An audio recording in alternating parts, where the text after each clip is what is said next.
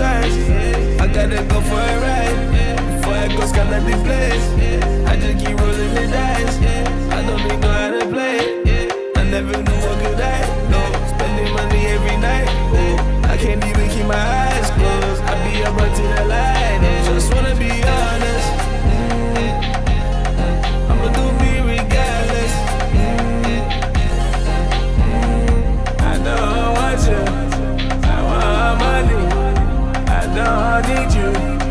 I want money. I don't want you. I want money. I don't need you. I want money. I'm fully headed. I'm fully headed. I'm buying now. Got so much food on the table. I'm down with labels. I'm down with labels. I turn the tables. Yeah, my God is heavy.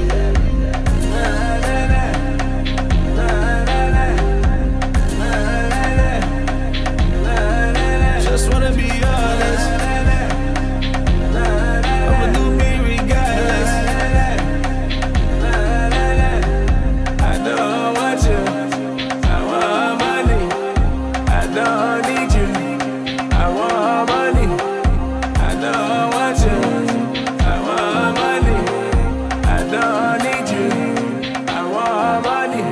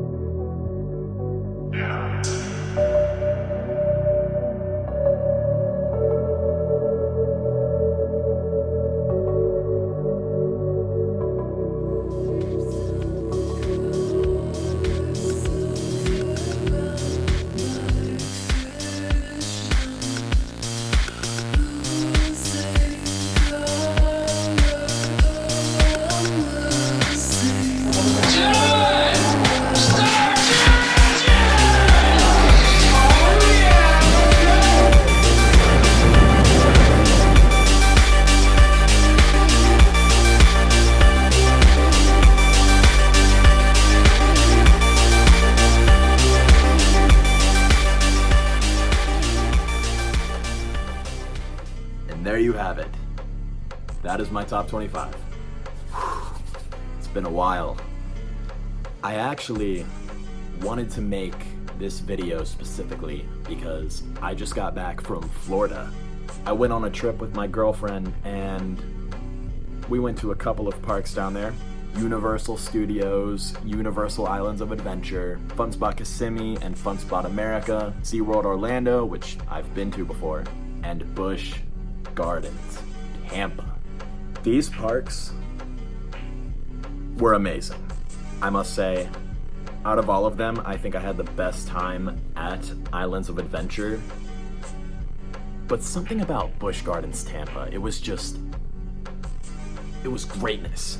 I mean, Iron Gwazi. Wow. Everything in me knew that it was going to be amazing. Everything. I did not expect it to be that amazing.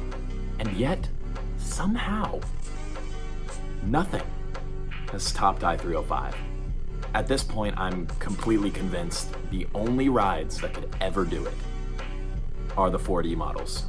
Ijanika, Dinoconda, probably not X2, but who knows. I actually have a friend who I know from Kings Island up here. His name's Max, and he has X2 and I-305 tied.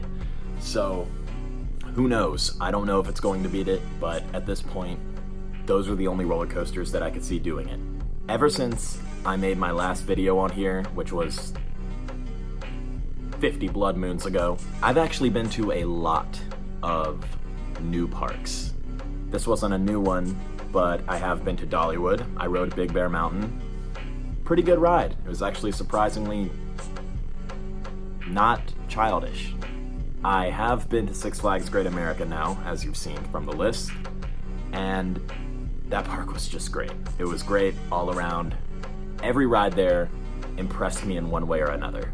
I mean, I've ridden in Pantheon at Busch Gardens Williamsburg. That ride it's top 10 worthy, clearly. And I've even ridden Wildcats Revenge.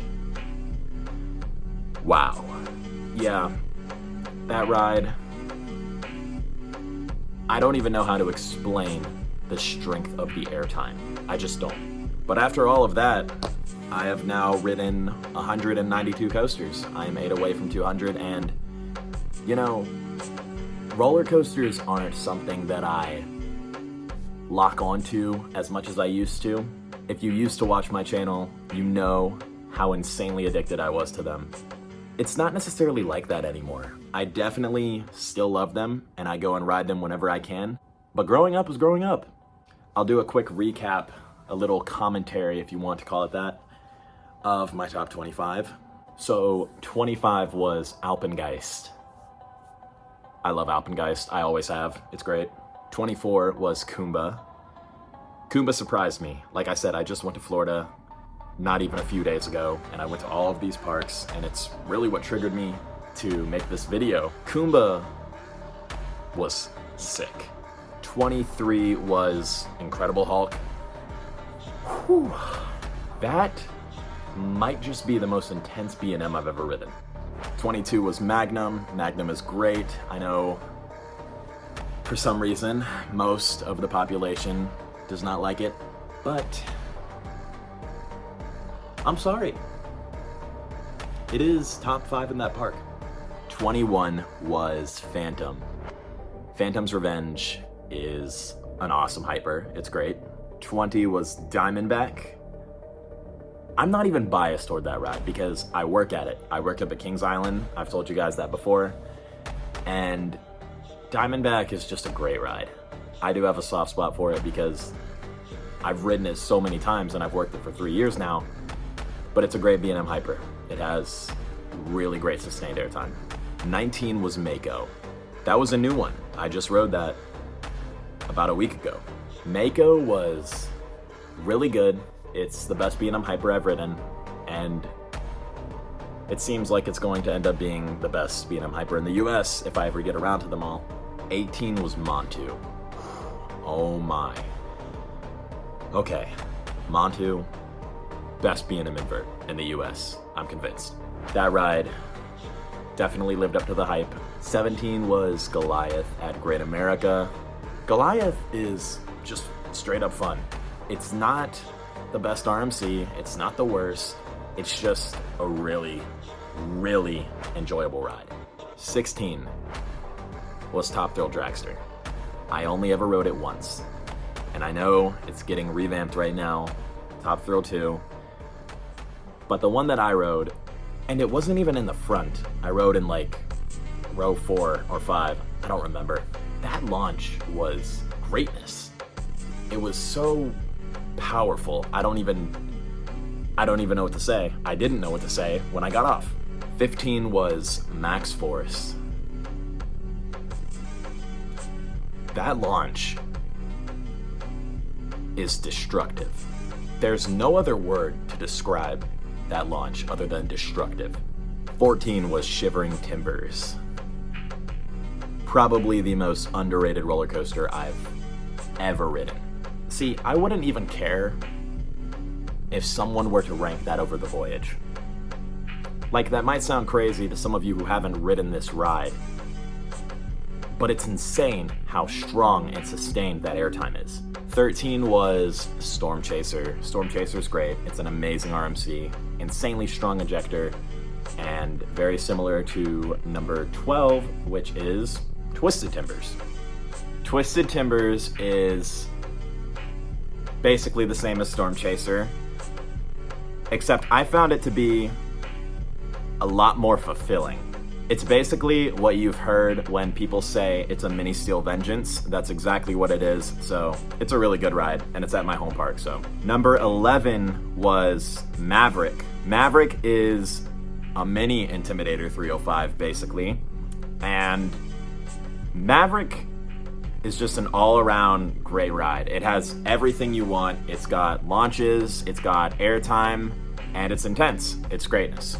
Number 10 on the list was Pantheon, and Pantheon is phenomenal. That ride has some of the greatest elements on any coaster I've ever ridden. The swing launch is amazing, and every element on that ride delivers. Number 9 on the list was Fury 325. That ride is a tank. Fury has always been a great ride to me. It's incredibly forceful, but a majority of the community believes that it is superior to I-305, which should be illegal. Anyways, next up at number 8 is Lightning Rod. Lightning Rod has had a lot of things done to it in the past few years, and I've ridden it in multiple of its forms. I think Lightning Rod still is one of the best coasters in the world. It's incredibly powerful, and that ejector is flawless. Number 7 was the Voyage.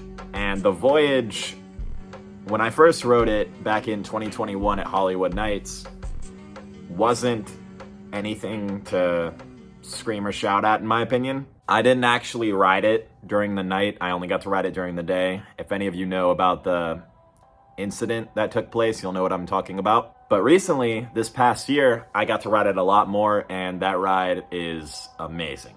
Number 6 on my list is Steel Vengeance. Steel Vengeance is an amazing ride, and the way that people split it up in their opinions and arguments comes from two sides. One side believes that this is a good ride, but it's nowhere near the best coaster in the world. The other side tends to believe that this is the objective best roller coaster in the world and that nothing can top it. I'm right there in the middle. I think it's amazing. It's in my top 10. I've ridden this coaster probably 20 to 30 times in my life, and it's awesome. It's got great airtime, it's long. What's not to love? Number 5 on the list was Velocicoaster. Velocicoaster is phenomenal. This ride is just a head rush from start to finish. The first half of the ride is pretty good. It's very slow compared to the second half, but there's definitely some fun twists and turns here. The second half is insanity. Number 4 on the list is Wildcat's Revenge. That ride was amazing. Everything about that roller coaster is amazing. There is nothing wrong with that roller coaster, and I'd say it has the strongest airtime any RMC has to offer, that I've ridden at least. Number 3 is Skyrush. Skyrush is perfect. There's nothing wrong with it. I don't think the restraints hurt. I think the drop is probably the best drop on any roller coaster that I've ridden personally, and the airtime is, without a doubt, the strongest I've ever experienced on any ride, ever. Now, number 2 is one of the coasters that I recently rode when I went to Florida. This is Iron Gwazi.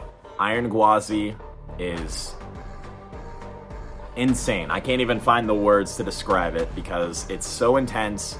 The airtime is so sustained and strong. It's better than Steel Vengeance. I'm sorry, it's just better than Steel Vengeance. And of course, number 1 is the best roller coaster in the world right now. I'm convinced, without a doubt. I don't think anything is going to beat it unless we're talking something like Falcon's Flight or the 4Ds, like I said. It's Intimidator 305 at King's Dominion.